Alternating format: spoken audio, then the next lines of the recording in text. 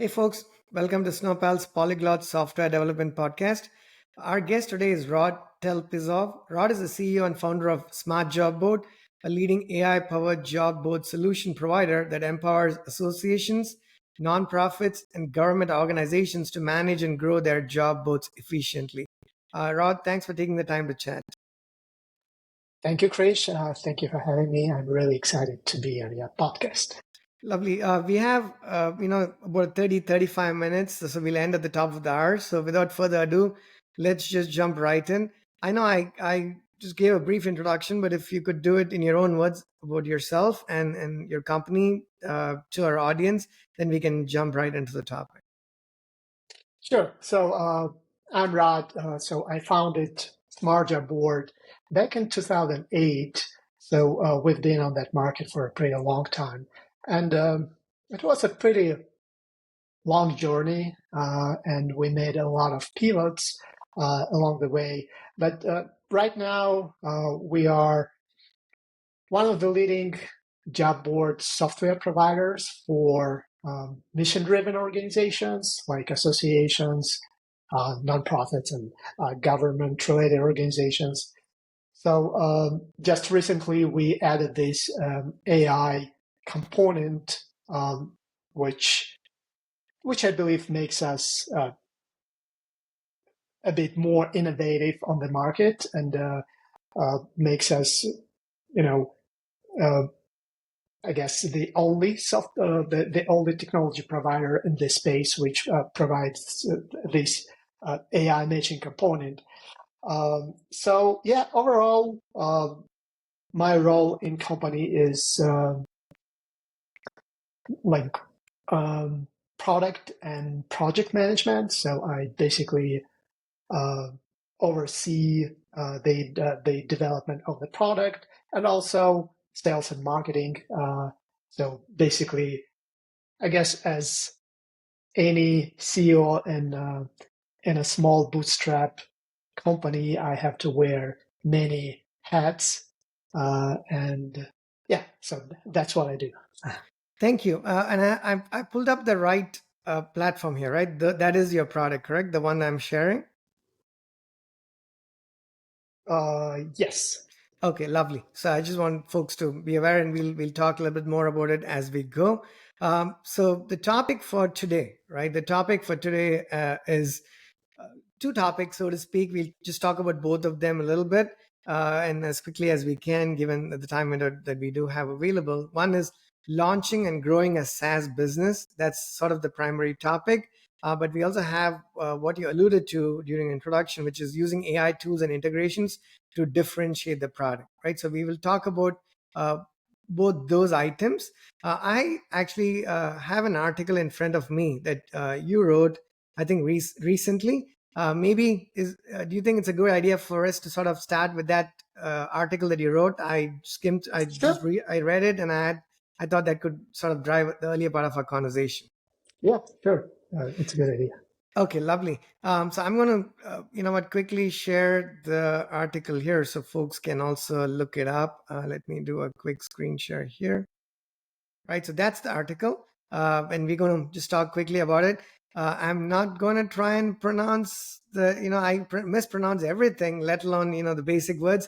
Do you mind pronouncing the country as it should be? And I can go from there, Rod. Yeah, so Kyrgyzstan is where I'm originally from. Cool. Thank you for that. From Kyrgyzstan to the US, 6 ways I turned my vision into a thriving business overseas. So I'll include the links. We'll include the links in the podcast so folks can check out this article. I'm going to stop sharing, and then let's talk a little bit about some of the bullet points in your article, right? Choosing the, I know we have I think 6 bullets there. We can go through them quickly, and then we can dig deeper into some of those items. The first one you mentioned there is choosing the right market. Now, that's, as a fellow startup founder, I know that is super important. And I was kind of not surprised, yet glad to see that was the first item in that list that you have there. That said, sometimes when you string a bunch of words together, when people look at it, it seems like, hey, it's fairly obvious to me. Why should we even state it? But we know that it's not, right? Sometimes it just looks obvious, but it's not. So choosing the right market, what what are some things that are important to you, like when you choose the right market, and what are some common stumbling blocks or mistakes that you've seen other founders make when they're actually choosing that market? Yes. Well, I guess at first you need to look at the market size overall, and of course you want to be in a big market, right? But succeeding in big market is hard. So in some cases you choose a niche market so that you have a better chance to succeed in the smaller niche market, but it can be too small. So basically, you have to choose a large enough market for you to make enough money, and also small enough to be able to succeed. Because if market is too large, of course, there are going to be a lot of competition, and it's just going to be too hard to differentiate yourself on that market. So, but market size is certainly one criteria. Timing is also important. If you are too late and there are too many competitors, it might just to be too hard to get there. So again, you need to see the dynamic of the market and the competitive landscape. So again, if it's too competitive, it also will be too hard. And then I guess the last thing is the technology landscape. And by that, I mean, is there a potential of using some new technology on that market that no one else tried to use? So if we take, for example, I don't know, well, AI certainly is hot Actually, topic Rod, right if you don't now. mind, let me interrupt you there, right? For what you said so far, I have a couple of questions. One, you said the size of the market. Let's call it TAM, as it said, sometimes said, right? Total addressable market. In the investment Mhm. world, that goes by TAM as an acronym. Size of the market, you said it better be big enough so you have enough. There's enough money in the market to play with, and it's not too small. Now, let me ask you a question. I'm going to play the devil's advocate here. Now, if the markets, you want to go with something, let's say I'm selling food, not software.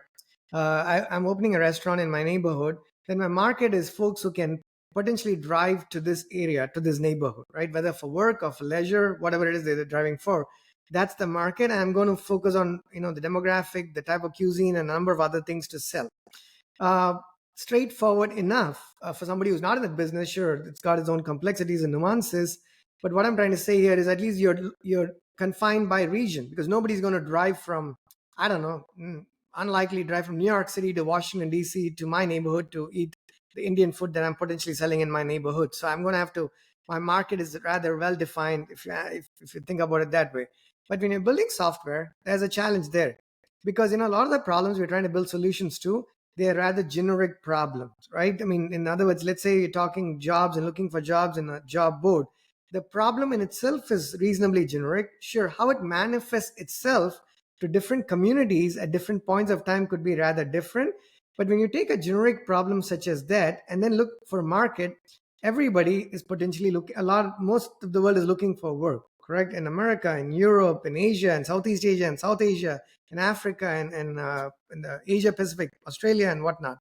So so the market could be, one extreme could be the whole world is the market. It's a big, big, big market. On the other extreme, you could say, depending on where you're headquartered, not that it necessarily matters, but for whatever purpose, you could say, I'm only going to address New York City or San Francisco or Austin. So you kind of narrow down your market in that sense. So given this example of sort of a restaurant where the market is more well defined, in my opinion, as opposed to a software product where the market could be really as broad as you can.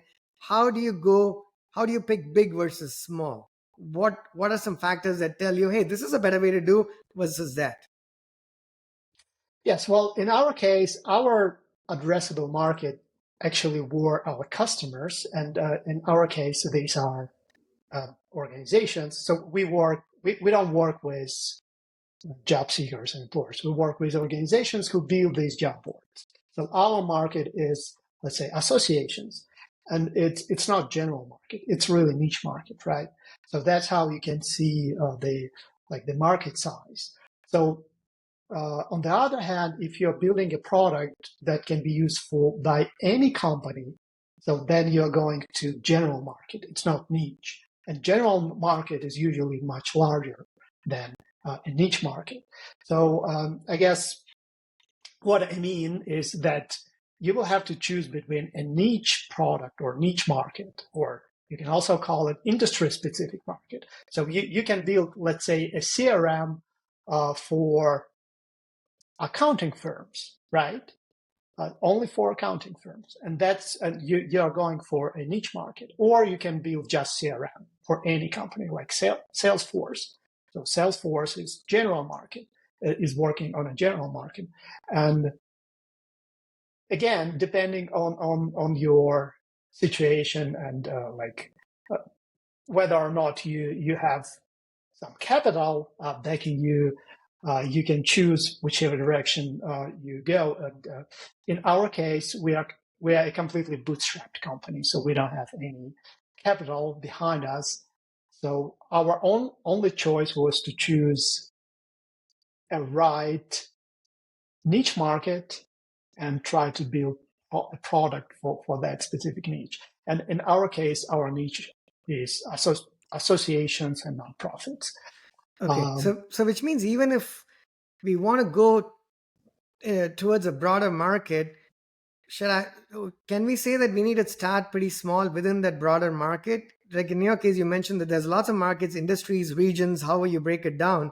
But even if you picked a particular market like associations, like you mentioned, even if your larger, long-term goal is much broader, you need to have a very narrow, small focus to get started with as a start. I'm kind of stating the obvious, but I want to call out for it very explicitly. Does that make sense? Yeah, well, in some cases that makes sense. In our case, it's just that our product is so specific that I don't believe we can ever work on a general market because of its, because not any organization and not any company just needs to build its own job board. And so because it's so specific, there is no chance for us to go after general market. But sometimes, let's say in case of a CRM software for accounting firms, you can then go after other niches and let's say also incorporate lawyers and other niches one by one, and then maybe you can go to general market and offer your product for any other companies. So that I believe that is also a good strategy if you have a chance like that. But again, software market is so complex. There are so many niches and there are so many types of software that sometimes you don't have that chance to go for a general global market. But staying niche is also fine. You can make a lot of money, and being in a niche also protects you from larger companies who are not interested in smaller niches. So this way, it can be a good strategy to stay in this niche long term. Yeah, I think you make a great point there. Staying in a market where sometimes some larger organizations are not interested is actually a positive thing for the most part, right? I just want to call out for it because if it's too exciting for these large hyperscalers, even not $1 trillion companies like multi hundreds of billions of dollars, right? Companies of that net worth, then you're in for some stiff competition. But I'd say the flip side of that is, but if you're doing something that's interesting enough, you could get eaten up in a nice way, right? I mean, you're expecting them to acquire your organization as well. So I guess there is always this fine line between, do I want to stay away from something that's super exciting to these large organizations, or do I do something that's quite different so they're not in my way? But I think your point is well taken. That makes sense. So let me go to the next bullet. Some of these we can dig deeper, some we can skip through a bit faster. The second one, incorporating your business in the US, I think I'm just going to skip through because that's something folks can just read up online. It's pretty straightforward, so let's not necessarily go into that. The third item is navigating banking challenges. We can come back to it, but one more time, just given the context of this conversation and our audience, I think I'm just going to move past it, but I'm calling out for it from the article. The third item that you have, Rod, you have listed is navigating business challenges. The fourth item is balancing operational efficiency and growth. Now, can we talk a bit more about this? What does it mean? Can you help us understand what it is? And then I can ask you my question. So the fourth bullet is balancing operational efficiency and growth. So again, when you are in a niche market like we are, sometimes it's really hard to find your way to growth. And in our case, we found ourselves in a plateau when our sales stalled for a while, and that was, I don't know, maybe 7 years ago. And so we tried to figure out what's wrong. So our product seemed to be, more innovative than our competitors, but we found that the churn rate was really high. And I guess at that point, or at any point of your company growth, it's important to identify your best customer. And for us, organizations like associations appear to be the best type of customer, but it can take time to identify this the perfect customer profile. And so basically, this is the main point for a company to find a way to grow. Unless you can find your perfect customer profile, it will be really hard to grow your company. And after moving to the US, it became the main challenge for us. So I don't want to explain too much about the specifics of our business, but overall, it takes a lot of time to build trust in that space, and and basically this is the main challenge right now. So I'm trying to build my network in this space of organizations, and But Rod, more specifically, when we say what you said makes sense, I just want to ask specifically, which is operational efficiency and growth, right? Are they mutually exclusive, or do they go hand in hand? I believe it goes hand in hand. It's just that you need to adjust your operations based on who your customers are, and you need to adjust pretty fast. And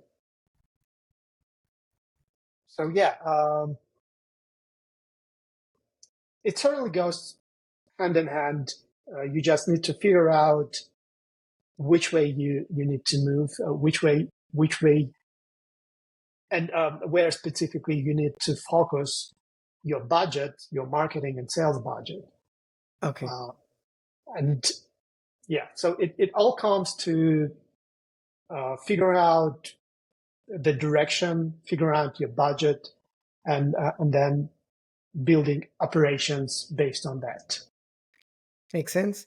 The next point you have there, something I can skip over as well in the context of this conversation is making a move to the US, because I'm assuming a lot of our audience is predominantly based out of the US. So I'm just going to skip that one.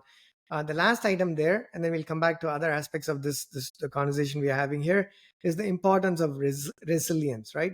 So I assume that this order that you have listed here is not necessarily in any particular order.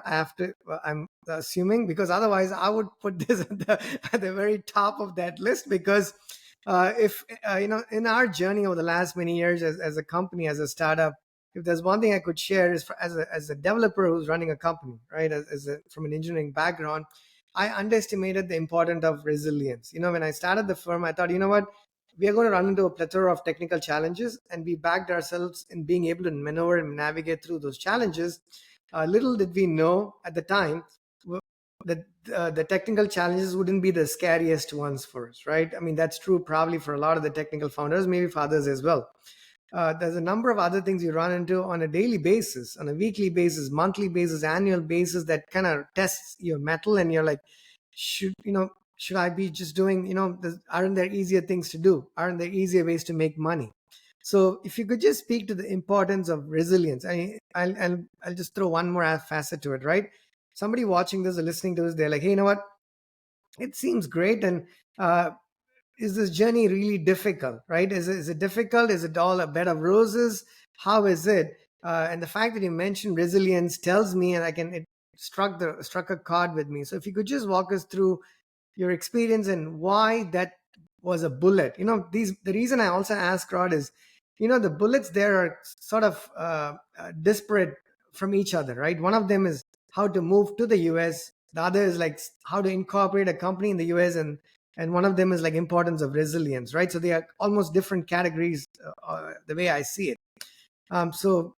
But it still made it into that list, right? There was a reason why you have a list, and this made it into that list. So if you could just help us understand why, and probably even share an experience or two that might serve as an inspiration to folks watching this.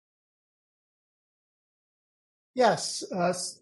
So by this, I meant that at least in our journey, we had several really challenging moments when basically you have to decide whether or not you should continue or just maybe drop it and try something else. And finding a way from from all these challenging situations is really important to be successful in software business. I guess the reason I put it as the last item is because when I moved to the US, I had to kind of adjust our business model a bit.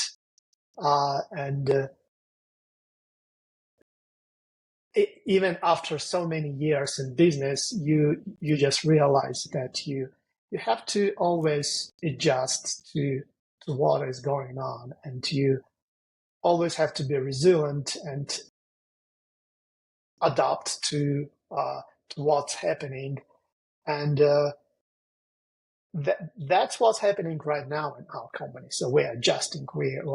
We are trying to find our way in this market, and especially when you are a small company, I believe this is the only way for you to move forward, and that's your only advantage over larger competitors. Just to move fast, change fast, and be resilient. And this is the way to be resilient for a smaller company.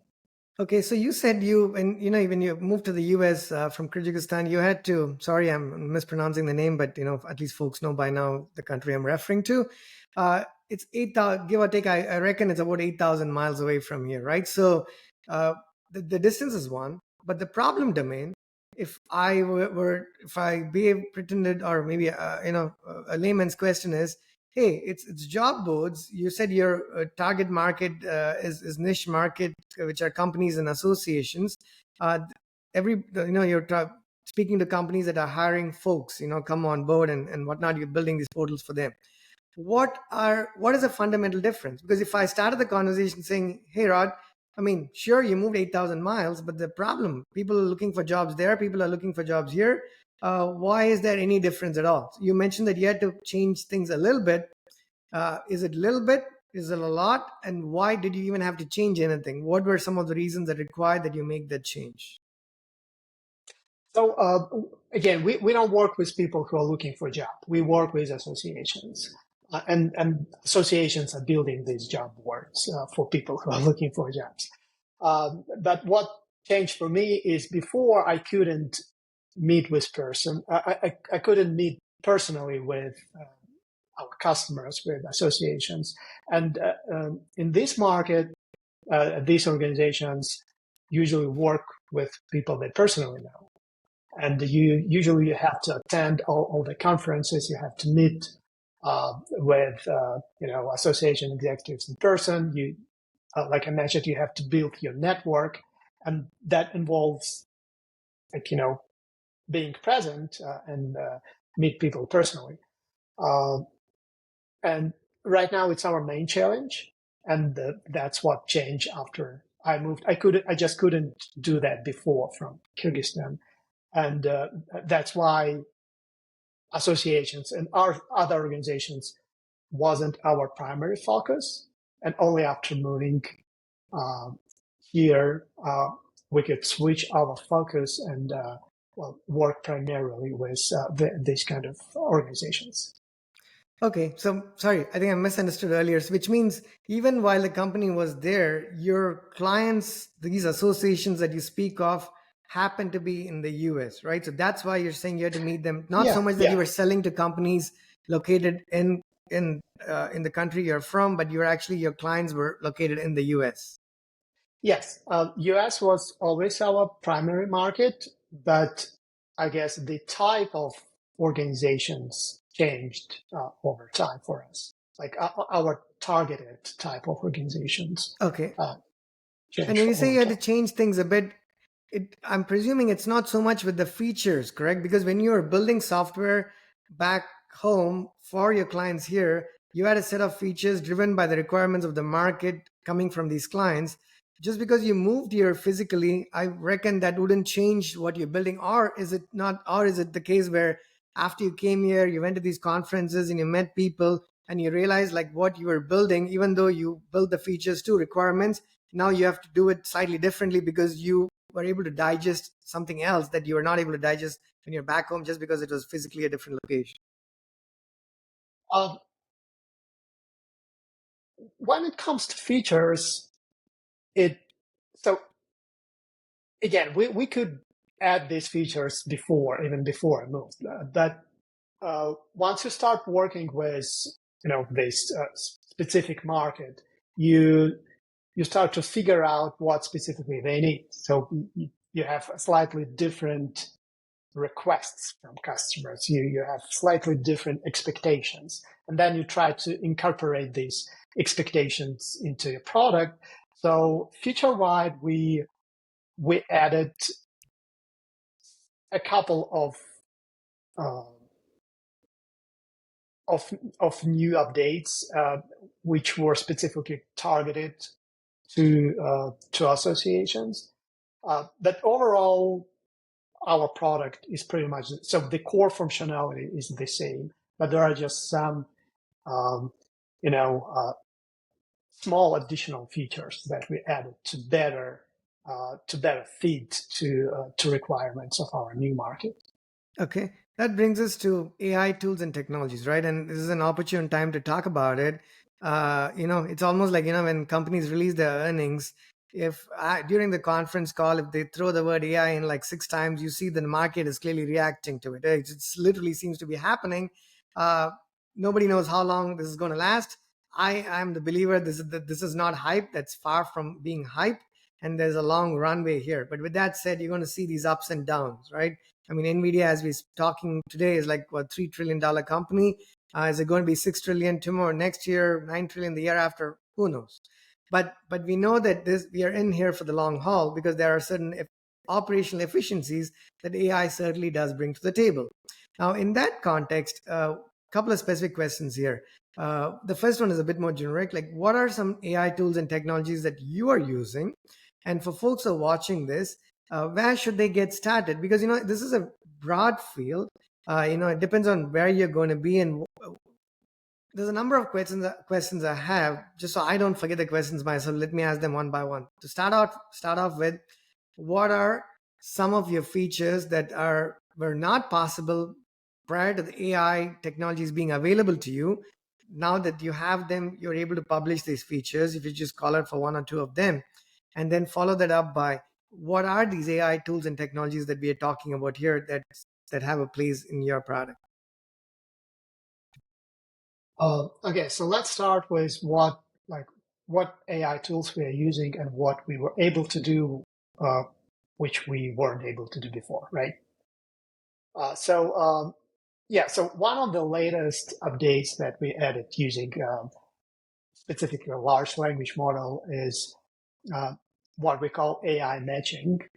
And basically what it allows you to do as a job seeker, when you search for a job, it can show you relevant jobs based on your resume, and then it can also show you your match score based on your work experience, education, and certifications, so that you can quickly decide if you should spend time and read this job description and apply, or you should go on to the next job.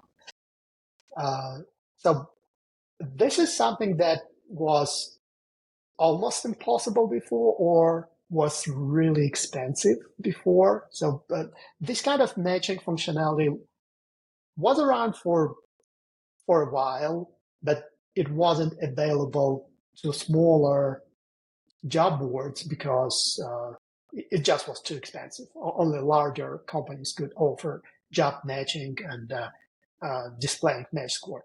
But now, so in our case, we use vector database for displaying relevant jobs, and then we just use ChatGPT prompt to show the actual match score. And first of all, it's really easy to implement. So all the technology is there. You just need to know how to basically use APIs. And then it's relatively cheap, and it's getting cheaper over time.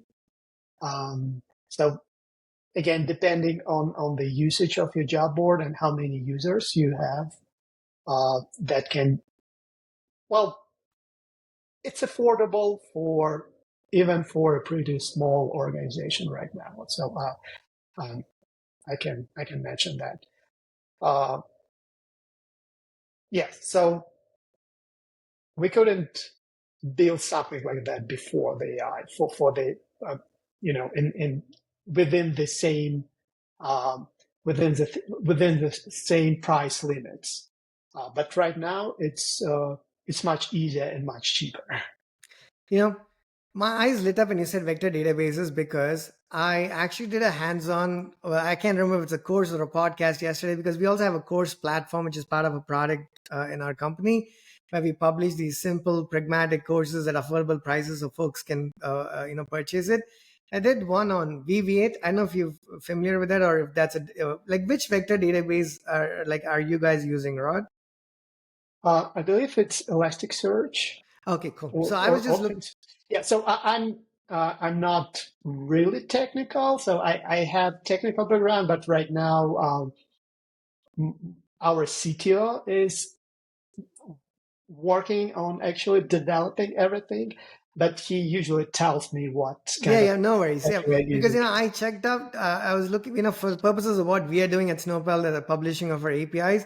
I was looking up VV8, like WEAVIAT, as a vector database, and just trying to get our feet wet with vectorizers and the options available and what kind of plugins and integrations that VV8 supported with Cohere and OpenAI and all of those things. So, we could have a completely separate conversation about that topic, because it's actually quite interesting.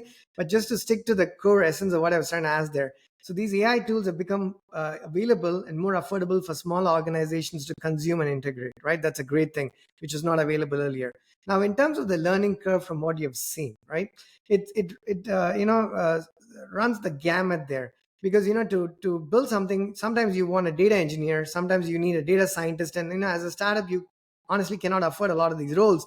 And you said something at the top of the call, which was literally like someone saying what I feel, but just looking at someone else say the same thing, which is you cannot fill every role that you have in the company, so you have to wear like 4 different hats on a daily basis, right? That's just the way it works. So for somebody watching this, if they're like, hey, you know what, I want to do some of these things, but I cannot afford an AI engineer, I cannot afford a data engineer, I cannot afford a backend engineer, I cannot afford a separate, front-end engineer, I need somebody to be able to pick up all of these. What would be like a starting point? Because if you told somebody to go to AWS and look up the AMIs and find an NVIDIA CUDA AMI, purchase that, pay for it, go through the whole 9 yards, it's rather overwhelming. And I say this as an engineering team where we actually move fast enough. And larger organizations have a little bit more bureaucracy and red tape associated with them, like it or not.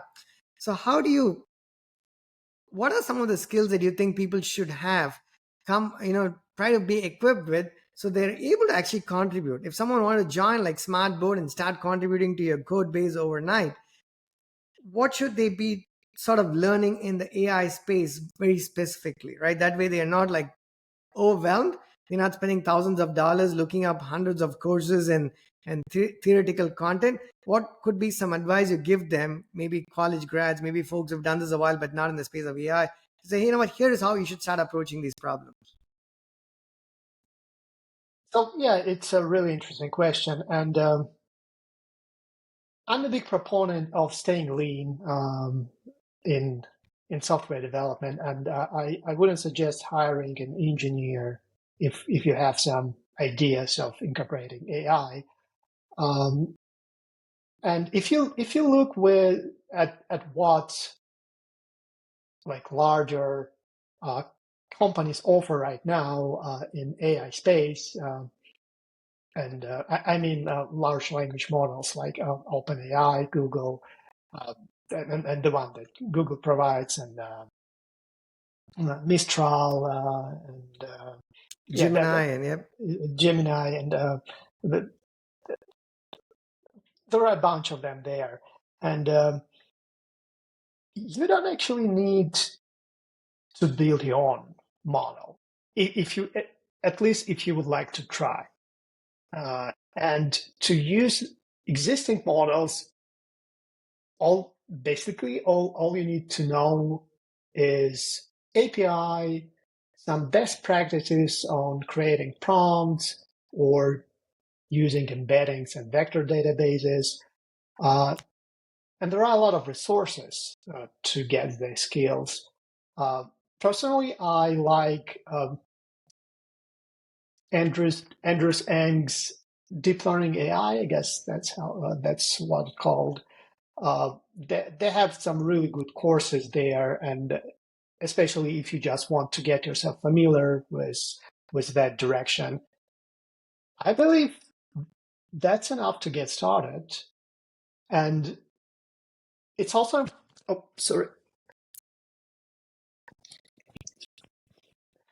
it's also important to choose your first project of incorporating AI right. So you don't want to start with something big and I don't know, impactful. Okay, so that probably will require some more advanced skills.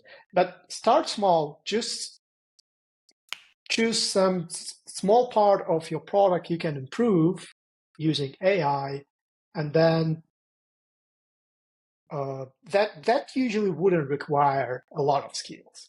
Then learn this small set of skills you need to implement this small part of improvement. Then go from there and learn along the way. So I guess that's my suggestion. Okay, so we have like another 4 minutes. Let me ask you a couple of things quickly. One is, you said identify certain aspects of what you're currently doing and improve that, make it more efficient by using AI and the current tools. Now the challenge there is, even as engineers, when we do things a certain way for long periods of time, we build this muscle memory, which sometimes is a good thing when you're writing code, but some on other occasions it's not a great thing in my opinion, because you try to solve the problem the same way repeatedly, right? You have to have a slightly different mindset to say, you know what, the problem is quite similar, but I'm going to solve it differently because there are better tools available to me in this day and age. So for an engineer who's a good engineer, who's been building software for a while, if they were going to look at a problem and start looking at the solution the way they would have solved it like 2 years ago, is there something you could tell them, Rod, that is like, hey, you know what, there are some red flags or things you have to watch out for? Because one way I try to do is, if I solve a similar problem the same way 3 months later, every 3 months, I know that I'm doing it wrong, because I know that things most likely have changed and I'm not adapting myself to this world. What would be your advice to somebody who's a good engineer, looks at problems and is able to come up with solutions, and because they're able to come up with solutions, they sometimes end up coming up with solutions that are not in tune with the times as we speak, and they come up with solutions from the past? Are there some red flags that they can watch out for, so they're like, you know what, I'm not doing this right? Well, I guess the first thing you need to watch out for is the scope of the problem. So if this problem is just not big enough, maybe you shouldn't try to solve it right now. Maybe you should wait when the technology will evolve more, and maybe especially when you are not sure how to approach this problem, maybe sometimes it's better to wait and see if there are some better technology available, and then solve it later. But if the problem is critical, and if it requires some, immediate action and some immediate improvement, well, then I guess you just do the best you can, and you just try to implement whatever technology is here right now on the market, and try to solve it. What do you have right now? And probably that the technology that you have right now is better than it was back then, before, when maybe this piece of software was created. So in most cases, you could do that better than you could do that before. Lovely. I think that's a fair point. So I think we've come to the end of this. Any closing thanks again, Rod, for taking time to having the chat. It was wonderful chatting with you. Any closing comments to our audience before we call it wraps here?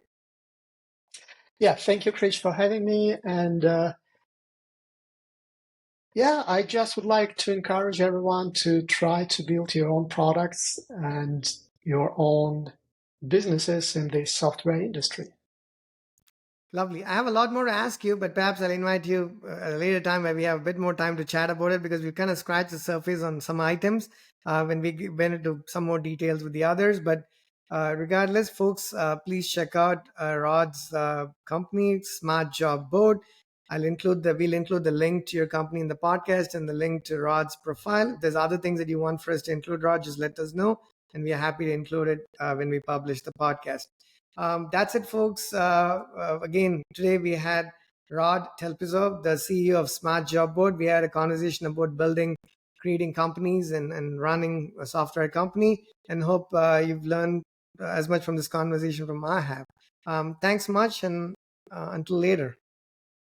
Thank you, Krish. It was a pleasure for me.